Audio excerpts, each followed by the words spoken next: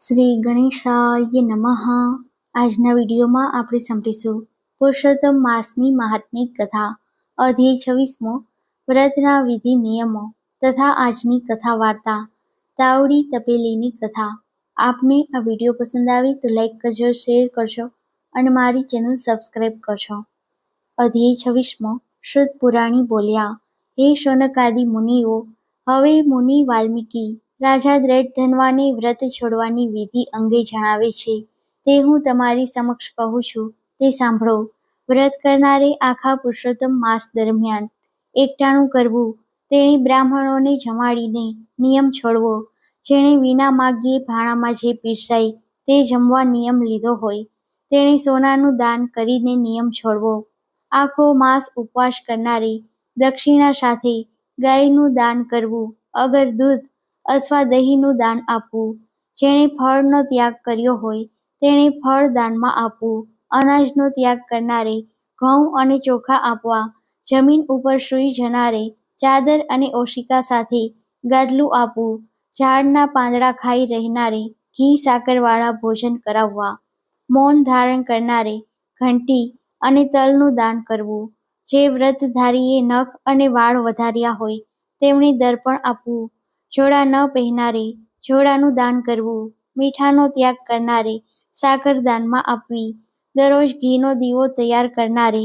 તાંબાના વાસણમાં પિત્તળની દીવી મૂકી 40 ભાર સોનાનું દાન કરવું, એકાંતરે ઉપવાસ કરનારે 8 કળશોનું દાન કરવું, આ બધા કળશો વસ્ત્રો સહિત તથા સોનાયુક્ત હોવા જોઈએ, અંતે 30 લાડુ, છત્રી, બળદ તથા પગરખાંનું દાન કરવું.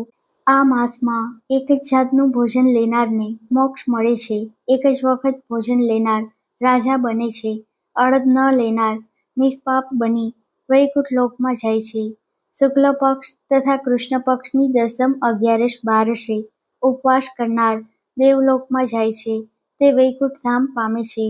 આ માસમાં બ્રાહ્મણે પોતાને ઘેર ધાણી પિલાવવી નહીં, આ દોષને લીધે તે ચાંડાળ યોનિમાં જાય છે ને કોઢના રોગથી પીડાય છે. ઉપરાંત શૂદ્ર જાતિના મનુષ્યે દર્ભો ઉખેડવા નહીં, કપિલ ગાયનું દૂધ પીવું નહીં, ખાખરાની પત્રાવલીમાં જમવું નહીં, પ્રણવ ઓમ મંત્રનો ઉચ્ચાર કરવો નહીં, પુરાડોષ ખાવો નહીં, જનોઈ પહેરવી નહીં, વૈદિક ક્રિયા કરવી નહીં, આદિ નિષેધ કરેલ છે. આનાથી વિરુદ્ધ જનાર નરકમાં પડે છે. આ નિયમો પ્રમાણે વ્રત કરનાર પરમપદ પામે છે. પુરુષોત્તમ મહાત્મ્યના વ્રત છોડવાના વિધિ નિયમો નામનો 26મો અધ્યાય સંપૂર્ણ. હવે પુરુષોત્તમ માસની પાવન કથા સાંભળીશું. તાવડી તપેલીની કથા. એક નગરમાં બ્રાહ્મણ બ્રાહ્મણી પોતાના 2 નાના દીકરાઓ સાથે રહેતા હતા. 4 દીકરીઓ હતી, જે મોટી હોવાથી ચારેયને પરણાવીને સાસરે વળાવી હતી.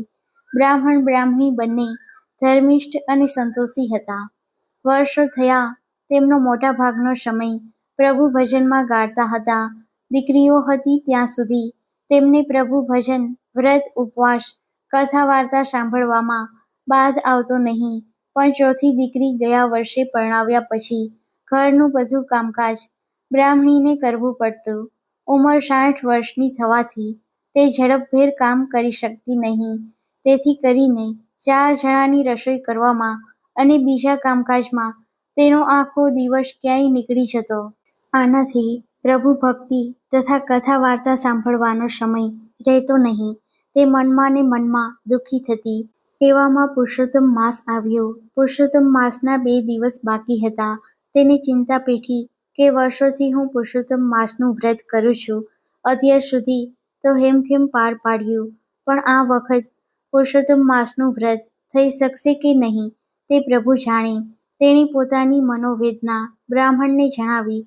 આપણને 4 દીકરીઓ હતી, તેથી તે ઘરનું કામકાજ અને રસોઈ પાણી કરી લેતી. ચારેયને પરણાવી એટલે સૌ પોત પોતાને સાસરે ગઈ.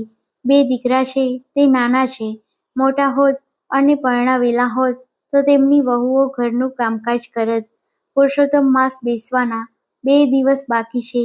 અત્યાર સુધી આપણે પુરુષોત્તમ વ્રત કરતા આવ્યા છીએ. આ વખતે મારાથી વ્રત થશે કે કેમ તે શંકા છે, કારણ કે સવારે વહેલા નદીએ નાહવા જવું, કાઠાગોરમાનું પૂજન કરવું, કથા વાર્તા સાંભળવી, દેવદર્શને જવું, એમાં અડધો દિવસ નીકળી જાય. પછી રસોઈ ક્યારે કરવી? બ્રાહ્મણ કહે, તારી વાત સાચી છે. મારા પુરુષોત્તમ ભગવાન દયાળુ છે.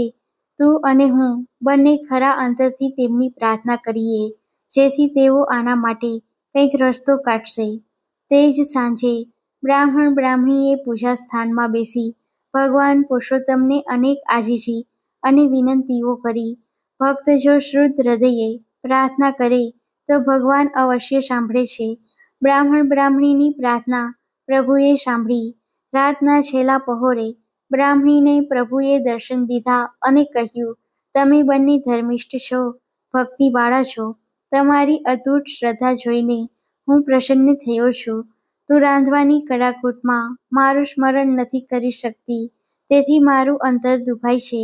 માટે હું તને દેવતાઈ તાવડી અને તપેલી આપું છું, જે સવારે તને રસોડામાંથી મળી જશે. આ વસ્તુ ચમત્કારિક છે. તાવડીમાં તું તવીથો ફેરવીશ એટલે ઊના ઊના રોટલા મળશે, અને તપેલીમાં કળશી ફેરવીશ એટલે તું માગે તે શાક કે મેવા મીઠાઈ મળશે. પણ આ વાત તારે તારા પતિ સિવાય કોઈને કરવી નહીં. આટલું કહી પ્રભુ અંતર્ધ્યાન થયા. પછી બ્રાહ્મણીની આંખ તરત ખુલી ગઈ. તેણે બ્રાહ્મણને જગાડીને સપનાની અને પ્રભુ દર્શનની વાત કરી. બંનેએ પછીની રાત પ્રભુ ભજનમાં ગાળી. સવાર થતાં બ્રાહ્મણ બ્રાહ્મણી રસોડામાં ગયા. ત્યાં રૂપાની તાવડી અને સોનાની તપેલી જોઈ બંનેની આંખમાં હર્ષના આંસુ આવી ગયા. બંને રાજીના રેડ થઈ ગયા. બંને પ્રભુના ગુણગાન ગાવા લાગ્યા. રસોઈનો સમય થતાં બ્રાહ્મણીએ તાવડીમાં તવીથો ફેરવ્યો એટલે તરત ઊના ઊના રોટલા ઉતરવા માંડ્યા. પછી તપેલીમાં કળશી ફેરવતા મેવા મીઠાઈ મળ્યા. હવે બ્રાહ્મણીએ દ્રઢ સંકલ્પ સાથે આવતીકાલથી પુરુષોત્તમ વ્રત કરવાનો નિશ્ચય કર્યો.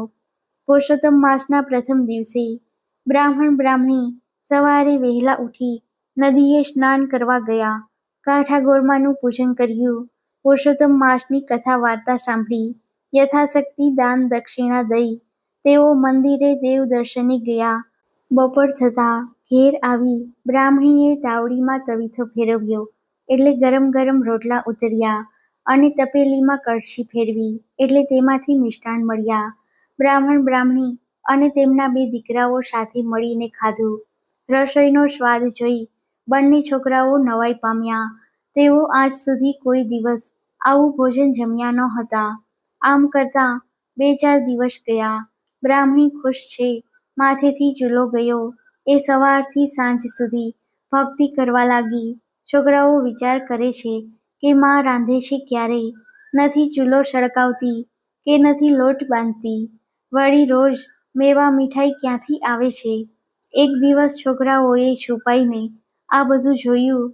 છોકરાઓએ તેમના મિત્રોને વાત કરી. તેમના મિત્રોએ ઘેર જઈ પોતાના માતા પિતાને વાત કરી. બસ 2 દિવસમાં તો આખું ગામ તાવડી તપેલીની વાત જાણી ગયું. આ વાત રાજા રાણીને કાને ગઈ. રાણીએ બ્રાહ્મણને ત્યાંથી તાવડી અને તપેલી મંગાવવા રાજાને દબાણ કર્યું. રાજાએ પ્રધાનને સૌ સોનામહોરો લઈને બ્રાહ્મણને ત્યાંથી તાવડી અને તપેલી લાવવા મોકલ્યો. પ્રધાને ત્યાં જઈ બ્રાહ્મણને વાત કરી. બ્રાહ્મણે તાવડી અને તપેલી આપવાની ના પાડી. રાજાને આની જાણ થતાં થોડા સિપાઈઓ સાથે સેનાપતિને મોકલ્યો. બ્રાહ્મણે તેને પણ ના પાડી એટલે સેનાપતિએ રસોડામાં જઈ બળજબરીથી તાવડી અને તપેલી લઈ જવા પ્રયત્ન કર્યો. તેને પ્રથમ તાવડી લેવા હાથ લંબાવ્યો કે તેના આંગળા તાવડી સાથે ચોંટી ગયા અને પગ જમીન સાથે ચોંટી ગયા. આ ખબર સિપાઈઓએ દોડતા જઈ રાજાને કરી. રાજા ક્રોધથી ધુઆપુઆ થતો આવ્યો અને તેણે તપેલી લેવા હાથ લંબાવ્યો કે તેના આંગળા તપેલી સાથે ચોંટી ગયા અને પગ જમીન સાથે. આ વાત આખા ગામમાં ફેલાઈ ગઈ. લોકોના ટોળે ટોળા બ્રાહ્મણને ત્યાં જોવા આવ્યા. રાણીને આની જાણ થતાં તે બ્રાહ્મણને ઘેર આવી. રાણી સમજી ગઈ કે ભગવાન કોપ્યા છે. એણે બ્રાહ્મણ બ્રાહ્મણીને હાથ જોડી માફી માગી. તત્કાળ આકાશવાણી થઈ, હે રાજા, તું તારો ધર્મ ચૂક્યો છે. પ્રજાનું પાલન કરવાને બદલે લૂંટવા તૈયાર થયો. જો તારે મુક્ત થવું હોય તો બ્રાહ્મણ બ્રાહ્મણીને 1000 સોના મહોરો આપ. રાજાએ મનોમન 1000 સોના મહોરો આપવાનો સંકલ્પ કર્યો કે તેના હાથ તપેલીથી અને પગ જમીનથી છૂટા થયા. સેનાપતિના પણ હાથ પગ છૂટા થયા. રાજાએ તરત ખજાનામાંથી 1000 સોના મહોરો મગાવીને બ્રાહ્મણ બ્રાહ્મણીને આપી અને માફી માંગી રાણી સાથે પોતાના મહેલે ગયો. પુરુષોત્તમને ભજે જે પ્રેમથી તેના કષ્ટ દૂર થાય. પ્રારબ્ધ આડે ખસે પાંદડું, ભાગ્ય ભરપૂર થાય. બોલો પુરુષોત્તમ ભગવાનની જય.